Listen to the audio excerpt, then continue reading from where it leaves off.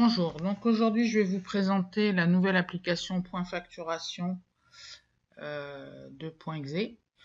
Donc c'est une application qui permet de gérer tous les documents commerciaux, les BL, les factures, les factures d'avoir, les bons de commande, et qui permet aussi de faire le suivi des règlements et de vous mettre en conformité avec la DGI puisqu'il va vous générer l'état des ventes détaillé par client, qui est un nouvel état de l'annexe de l'IS qui est obligatoire à partir de 2019. Donc vous avez ici l'interface d'accès qui vous permet de créer les dossiers.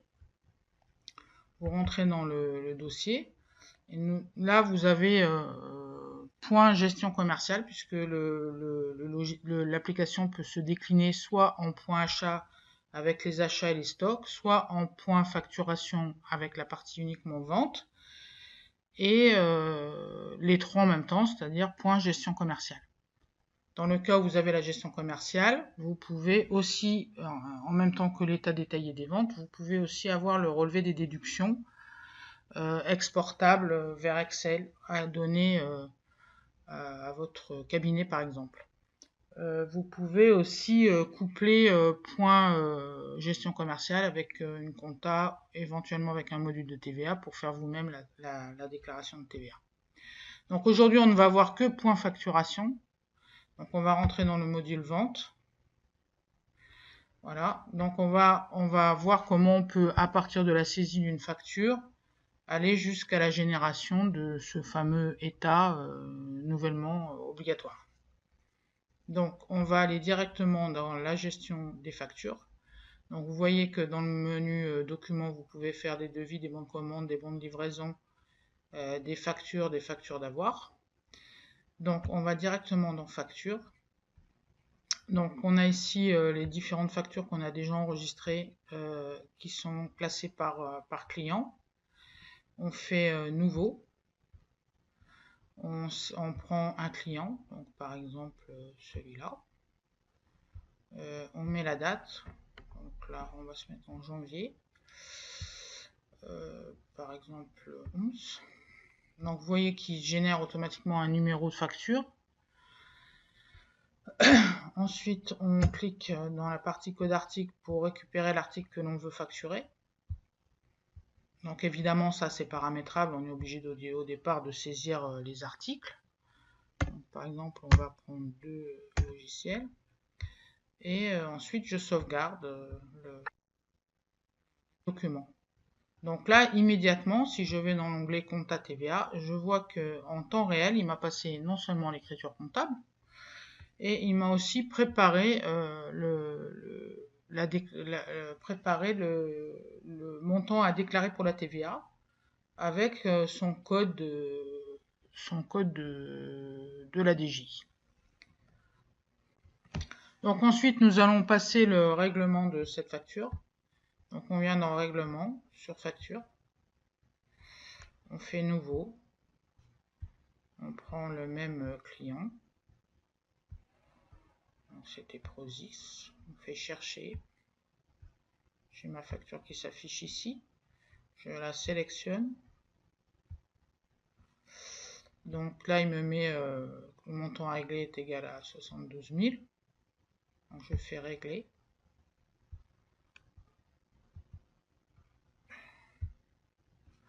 Voilà. Donc là, le reste à régler, c'est 72 000, mais moi, je ne suis pas obligé de régler 72 000. Je vais peut-être pas faire un règlement partiel, par exemple, de 20 000. Donc, on va se remettre au mois de janvier. On va mettre ça le 19. Après, je prends le mode de règlement par chèque. Donc ici, j'ai un journal de réception du règlement. Là, j'ai la banque du client. Donc, normalement, j'ai le chèque à la main et je saisis, par exemple, imaginons qu'ils nous ont fait un chèque de la Banque Populaire. Je mets son numéro de chèque. Voilà. Et je valide. Voilà, donc ça c'est un chèque de 20 000 dirhams. Et j'enregistre mon règlement.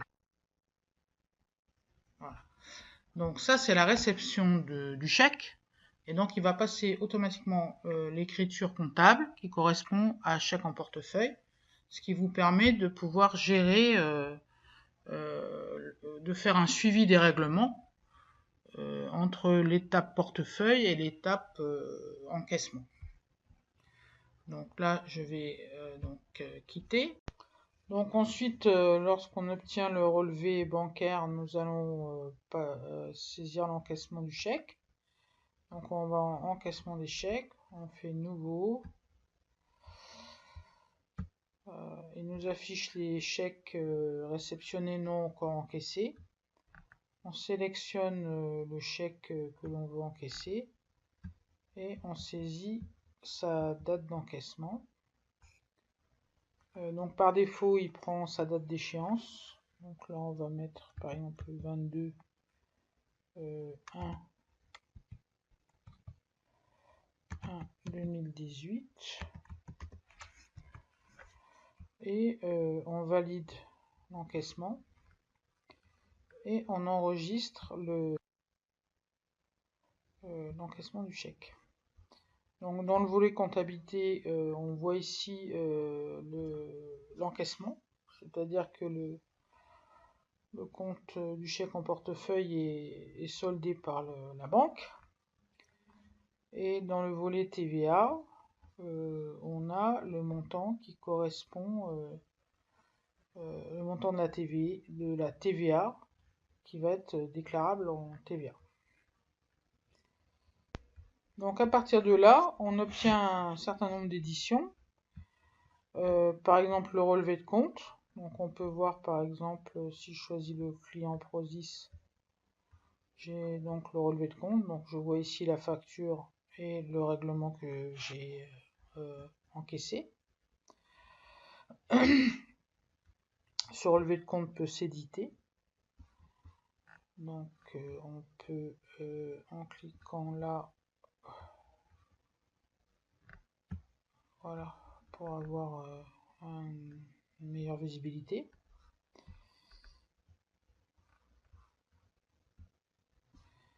Donc on a ensuite le journal de vente. Donc là on a plusieurs façons d'avoir le journal de vente, mais là par exemple ce qui est intéressant c'est de prendre le journal de vente en quantité. Donc je peux l'avoir en chiffre d'affaires ou bien en quantité. Donc on va le prendre en quantité avec un tri et un total par client. Voilà, donc pour chaque client, je vois le nombre de produits de chaque client. Donc là, je fais pareil pour avoir une meilleure visibilité. Voilà, donc je vois chaque client ce qu'il a pris en quantité.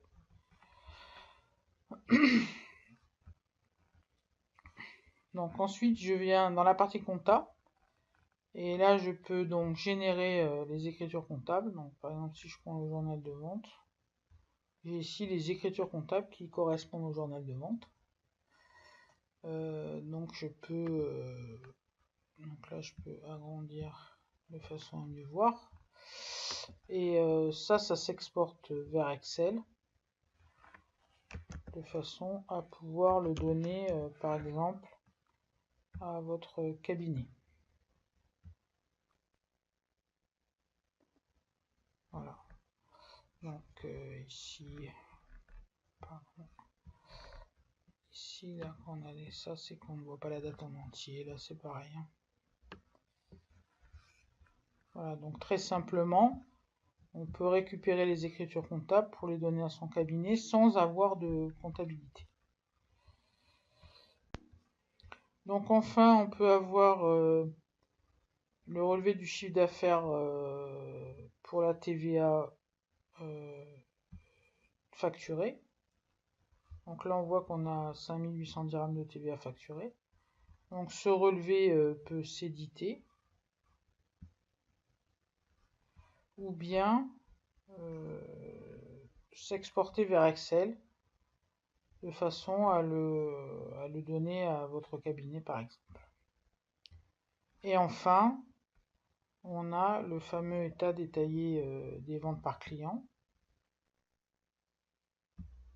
Donc cet état fait apparaître l'ensemble des factures par client. C'est un cumul sur l'année. Donc une fois que j'ai il y a deux types de clients.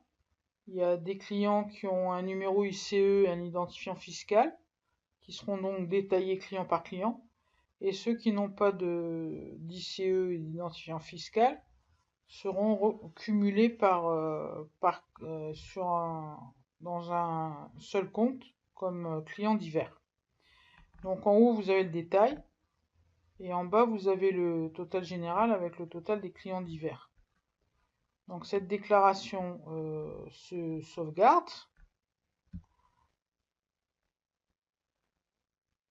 Donc une fois qu'elle est sauvegardée, je peux l'éditer. Donc ça c'est l'état officiel, le nouvel état.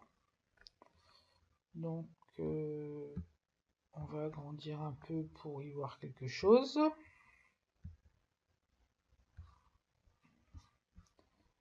Donc on voit ici que j'ai les clients qui avaient un numéro ICE détaillé.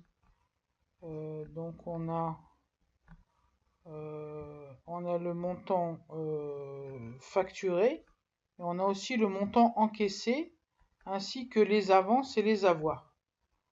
Donc c'est un état quand même un petit peu détaillé, même très détaillé, de façon à pouvoir recouper avec ce que vous avez déclaré en TVA. Donc voilà, donc une fois que j'ai enregistré cette déclaration, je peux venir la générer en XML de façon à l'envoyer aux impôts. Donc je cherche la déclaration enregistrée.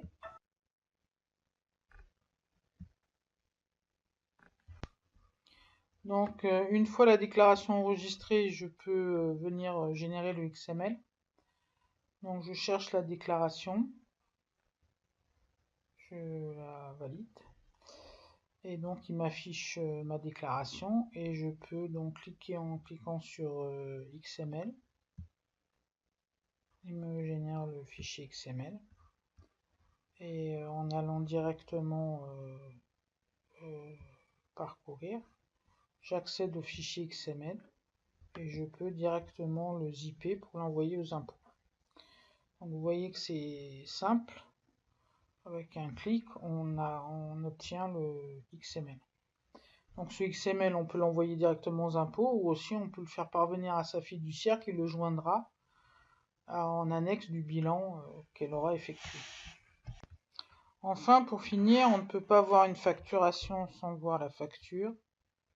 Donc nous allons voir l'édition de la facture. On sélectionne le client, on coche et on édite. Donc voilà la facture. Donc évidemment l'entête est paramétrable, l'image qui est en haut est paramétrable. Ensuite on a un ensemble de champs qui sont aussi paramétrables, référence interne, etc. La modalité de règlement. Et en bas, donc on a les différents taux de TVA, le montant en lettres et la référence du règlement si vous les avez saisis, donc sort sur la facture. Donc j'espère que cet essentiel de la facturation vous a plu. Et si vous avez des questions, nous sommes à votre entière disposition pour y répondre.